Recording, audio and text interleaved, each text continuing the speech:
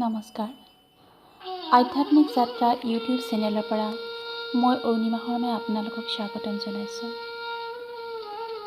আপোনালোকে ইয়াৰ আগৰ খণ্ডটো শুনি চাই নিশ্চয় দেৱদূত বা ফৰিস্তা বা এঞ্জেলৰ সম্পৰ্কে সম্যক ধাৰণা কৰিব পাৰিছে। যদিহে কোনোবা আগৰ খণ্ডটো চোৱা নাই তেতিয়াহ'লে চাই ল'ব। ডেছক্ৰিপশ্যন বক্সত মই ইয়াৰ লিংক দি দিছোঁ।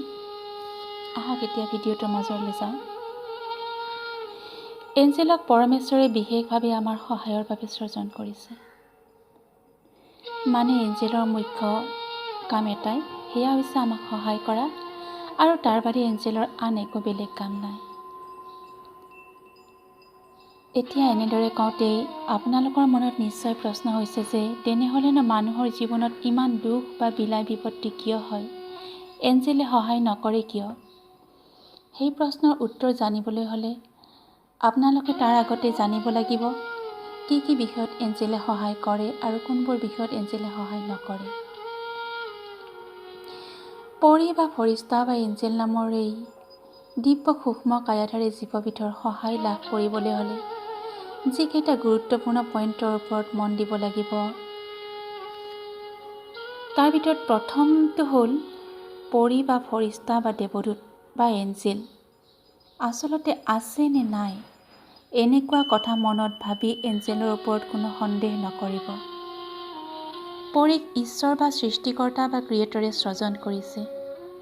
এই কথা আপুনি বিশ্বাস কৰিলেও বা নকৰিলেও দেৱদূত বা এঞ্জেলৰ অস্তিত্ব আছিল আৰু থাকিব। দ্বিতীয়তে, আপোনাৰ ধৰ্ম কি বা আপোনাৰ জাতি কি বা আপোনাৰ দেশ কি ইত্যাদিবোৰ এঞ্জেলৰ কাৰণে কোনো বিচাৰ্য বিষয় নহয়। অৰ্থাৎ সেইবিলাক বিচাৰ কৰি এঞ্জেলে কাৰোবাক সহায় নকৰাকৈ নাথাকে।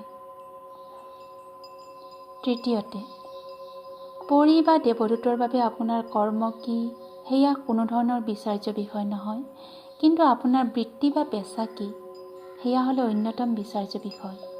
যেনে পূৰ্বতে কৰা আপোনাৰ কিবা ভুল বা দোষ ঠিক ঠাক কৰিবলৈ হ'লে এঞ্জেলে তাৰ ওপৰত চকু দিব।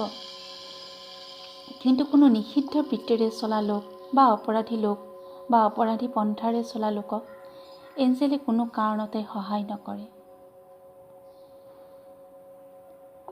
চতুৰ্থতে, আপোনাৰ ইচ্ছাৰ অবিহনে মানে বিনা পাৰ্মিশ্যনত এঞ্জেলে আপোনাৰ সহায় কৰিব নোৱাৰে।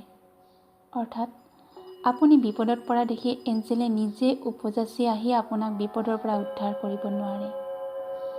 যেতিয়াই আৰু যিমানবাৰেই আপোনাক এঞ্জেলৰ সহায়ৰ আৱশ্যক হয় তেতিয়াই আৰু সিমানবাৰেই আপুনি এঞ্জেলক মাতিব লাগিব, সহায় মাগিব লাগিব। প্ৰত্যেকটো বেলেগ বেলেগ সমস্যা সমাধানৰ বাবে প্ৰতিবাৰেই আপুনি এঞ্জেলৰ ওচৰত সহায় মাগিব লাগিব। এনেকুৱাও নহয় যে আপুনি এবাৰ জীৱনত সহায় পালে তাৰপিছত আৰু আপোনাৰ জীৱনৰ সকলো সমস্যা নিজে নিজে সমাধান হৈ যাব বা সকলো সমস্যা দূৰ হৈ যাব। যেতিয়াই আপুনি জীৱনত প্ৰব্লেমৰ সন্মুখীন হ'ব তেতিয়া আপুনি এঞ্জেলৰ সহায় বিচাৰিব লাগিব। এইখিনিতে এক পৌৰাণিক উদাহৰণ মনলৈ আহিছে যে মহাভাৰতৰ কালত সতী দ্ৰৌপদীয়ে বস্ত্ৰহৰণৰ সময়ত উপায়হীন হৈ প্ৰভু শ্ৰীকৃষ্ণৰ সহায় বিচাৰিছিল। আকৌ বনবাসৰ সময়ত যেতিয়া ঋষি দুৰ্বাসাই শিষ্যমণ্ডলীসহ দুপৰীয়াৰ আহাৰৰ বাবে দ্ৰৌপদীৰ কুটীৰলৈ আহিছিল, দ্ৰৌপদীয়ে সহায়ৰ হেতু পুনৰ শ্ৰীকৃষ্ণৰ আহ্বান কৰিছিল। পঞ্চমত কৈছোঁ যে আমাৰ কৰ্মবন্ধনৰ পৰা আমাক মুক্ত কৰিব পৰা শক্তি দেৱদূতৰ নহয়, স্বয়ং ভগৱানৰো নাই। কৰ্মবন্ধনৰ বিষয়ে মই পিছৰ ভিডিঅ'ত সবিশেষ আলোচনা কৰিমেই।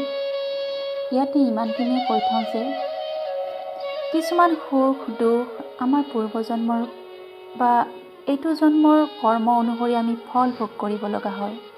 Those baggage come from our past life. কিছুমান সুখ দুখ আছে যিবোৰ আমাৰ জীৱনত বাৰে বাৰে আহি থাকে। ইচ্ছা কৰিও এই সুখ বা দুখৰ পৰা আমি পৰিত্ৰাণ পাব নোৱাৰোঁ আৰু ই অকস্মাতে আমাৰ জীৱনলৈ আহে, আমি নভবাকৈয়ে আমাৰ জীৱনলৈ আহে। এই কৰ্মবন্ধনৰ পৰা এঞ্জেলে আমাক মুক্ত কৰিব নোৱাৰে। কাৰণ ই আমাৰ প্ৰাপ্য। ইয়াক আমাৰ আত্মশুদ্ধিৰ হেতু পৰম পিতাই দিছে। অৱশ্যে ইয়াৰ পৰা মুক্তিৰ পথ নিশ্চয় দেখুৱাব পাৰে এঞ্জেলে। কৰ্মবন্ধনৰ কথা কওঁতে আন এক পৌৰাণিক উপাখ্যান মনলৈ আহিছে। ভগৱান বিষ্ণুৱে ত্ৰেতা যুগত শ্ৰীৰামচন্দ্ৰ হিচাপে অৱতৰিত হৈছিল আৰু ছল কৰি বানৰ ৰজা বলিক বধ কৰিছিল। ফলস্বৰূপে তেওঁ দাপৰ যুগত শ্ৰীকৃষ্ণ হৈ অন্তিম সময়ত ব্যাধৰূপী বলিৰ বানত প্ৰাণ ত্যাগ কৰিব লগা হৈছিল। অৱশ্যে যিহেতু ইয়াৰ পৌৰাণিক উপাখ্যান, ইয়াৰ বিষয়ত ভিন্ন মুনিৰ ভিন্ন মত থাকিব পাৰে। মই মাথো এটা উদাহৰণ হিচাপেহে ইয়াক ব্যৱহাৰ কৰিছোঁ। আনহাতে আৰু কিছুমান দিশ আছে যিবোৰ নজনাৰ ফলত হয়তো আমি বহুবাৰ এনেকুৱা হয় যে দেৱদূতে সহায় কৰিব বুলি আশা কৰি থাকোঁ, কিন্তু সময়ত কাৰো পৰাই সহায় নাপাওঁ। আকৌ আন কেতিয়াবা পৰীৰ লগত সংযোগ স্থাপন কালত এনেকুৱা কিছুমান নকাৰাত্মক চিন্তা ভাৱনা আমাৰ মনলৈ আহে বা সপোন দেখোঁ বা ঘটনা ঘটে। তেতিয়া আমি ভাবোঁ যে পৰী এনেকুৱাহেনে, পৰী আমাৰ প্ৰাৰ্থনা স্বীকাৰ কৰা নাই নেকি, ইত্যাদি ইত্যাদি। গতিকে এইখিনিতে শুনক, এটা কথা কৈ থওঁ।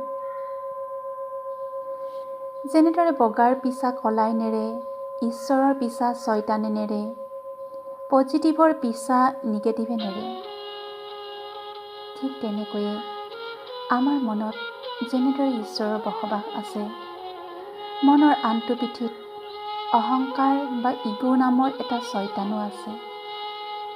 এই ছয়তানটোক আপুনি হৰুৱাব পাৰিলে ঐশ্বৰিক শক্তিৰ জয় আপোনাৰ বাবে সুনিশ্চিত।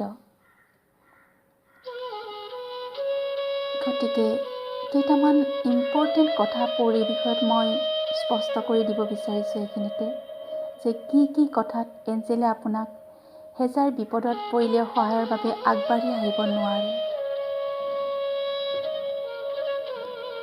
1 নম্বৰ,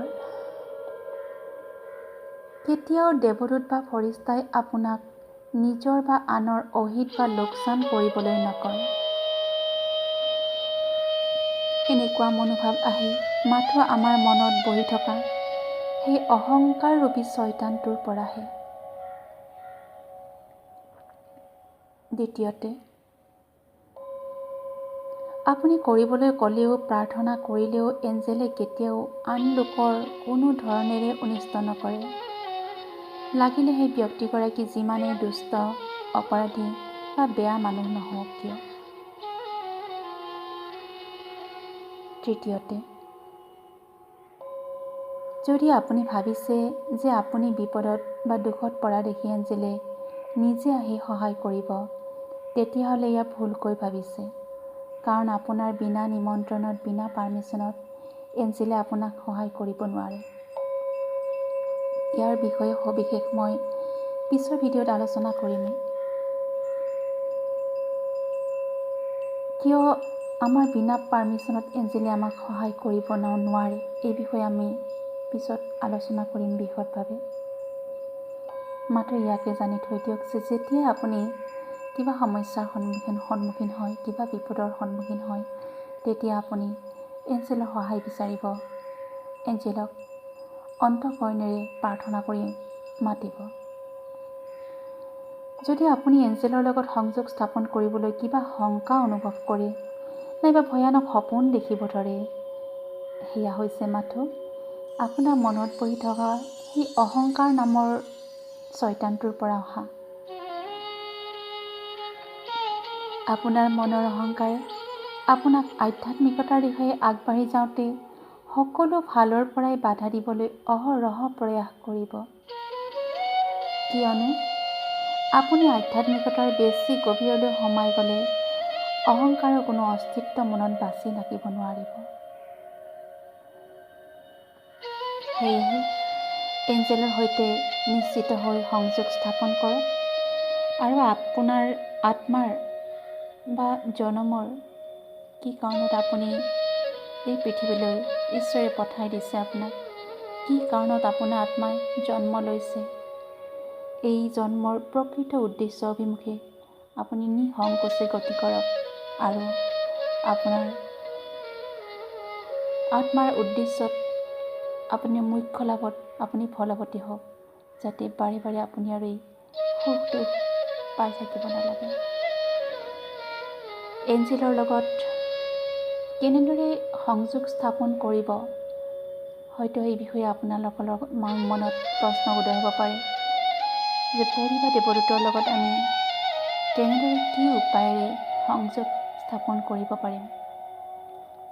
সঁচাকৈয়ে এই সংযোগ এক অতি দিব্য অনুভূতি, এক অতি মনোমোহা স্পৰ্শ, অতি গভীৰ উপলব্ধি। এই দিব্যাত্মাসকলৰ লগত, এই স্বৰ্গীয় দিব্যাত্মাসকলৰ লগত সংযোগ স্থাপন, তেওঁলোকৰ লগত ভাৱ বিনিময়, তেওঁলোকৰ লগত কিছু সময় কটোৱা, সেই মুহূৰ্তকেইটা মই বুজাই ক'ব নোৱাৰোঁ কিমান স্বৰ্গীয়, কিমান আনন্দকৰ, কিমান গভীৰভাৱে আধ্যাত্মিক। আহক আহক এবাৰ লীন হৈ যাওক সেই আধ্যাত্মিকতাৰ লগত। এবাৰ উপলব্ধি কৰক সেই আত্মাক, যি আত্মা আপোনাৰ দেহৰ ভিতৰতে সোমাই আছে, মাত্ৰ ইমান দিনে ৰৈ আছে আপোনাৰ সঁহাৰিৰ বাবে। কেতিয়া মোৰ সন্তানে মোক বিচাৰে তাৰ বাবে। আহক এই সকলো সুখ আৰু দুখৰ পৰিক্ৰমে আমি পাৰ হৈ যাওঁ আমাৰ এই আত্মাৰ মহান উদ্দেশ্য অভিমুখে। এঞ্জেলৰ লগত সংযোগ স্থাপনৰ কিছু সৰল নিয়মৰ বিষয়ে ইয়াৰ পিছৰ ভিডিঅ'ত আমি সবিশেষ আলোচনা কৰিম। অতি সহজ, আপোনালোকে ভাল পাব। আজিৰ ভিডিঅ' ইমানতে মই সামৰণি পেলাইছোঁ। আটাইলৈ পুনৰ ধন্যবাদ, ধন্যবাদ, ধন্যবাদ।